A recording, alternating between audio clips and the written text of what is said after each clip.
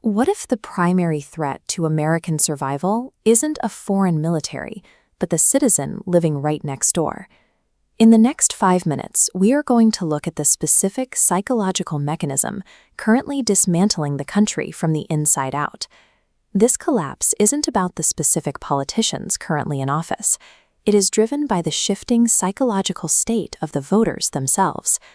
Superpowers rarely fall to external attacks. They fall because of the internal vacuum left behind when the population stops believing the system is capable of working. In political science, the currency of a functioning democracy is called institutional trust. It is the baseline required for citizens to cooperate and follow shared rules. This chart tracks the historical collapse of that trust. Today, only 16% of Americans believe the federal government will do what is right most of the time. As this social capital disappears, citizens retreat. They stop seeing themselves as part of a national project and move into ideological tribes for safety. This changes the nature of nationalism. It shifts from a feeling of pride in a country's achievements to a defensive fear of one's own neighbors. When fear becomes the primary driver for voters, they stop looking for collaborative policies and start demanding defensive walls. That interpersonal fear on the ground creates a direct pipeline to political polarization in Washington. Lawmakers are now incentivized to sabotage the opposing party. Compromising with the enemy is seen as a betrayal. This paralysis is prolonged by minoritarian systems like the filibuster and Senate layout, now used to make gridlock permanent. The public sees the lack of results and begins losing faith in the rules of the game, viewing election mechanics as tools of suppression. When the legislative engine stalls, the public stops looking for a better process. They start looking for a forceful alternative to bypass the gridlock. Citizens give up on the friction of consensus. They look for a strong leader who promises to simply do it for them.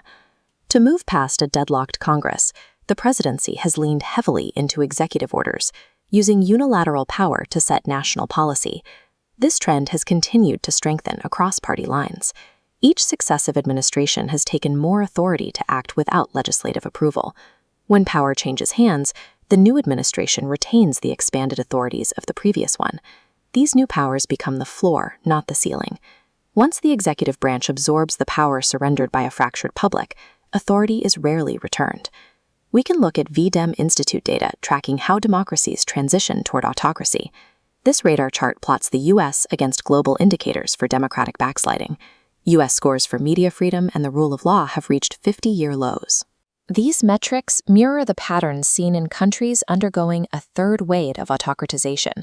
Foundational checks and balances are beginning to fail, not because the laws have changed, but because the level of polarization makes them impossible to enforce. This creates the core paradox of the current moment. The U.S. remains the wealthiest and most heavily armed nation on Earth, yet it is viewed globally as a superpower in decline. Internal budgetary chaos and a wavering foreign policy effectively neutralize that military strength. While the U.S. is distracted by internal gridlock, adversaries are exploiting the vacuum to bypass democratic alliances and move forward with their own interests. A population focused on fighting its neighbors is doing the specific work its enemies require. Some analysts view our current policy decisions as a high-stakes gamble, suggesting a 60% chance that this path leads to decades of economic and social repair. The remaining 40% path represents a scenario where this period of extreme friction acts as a catalyst for actual reform. The original American framework was built on the idea that citizens must carry the burden of building the government together, rather than outsourcing that responsibility. We are currently in a transition.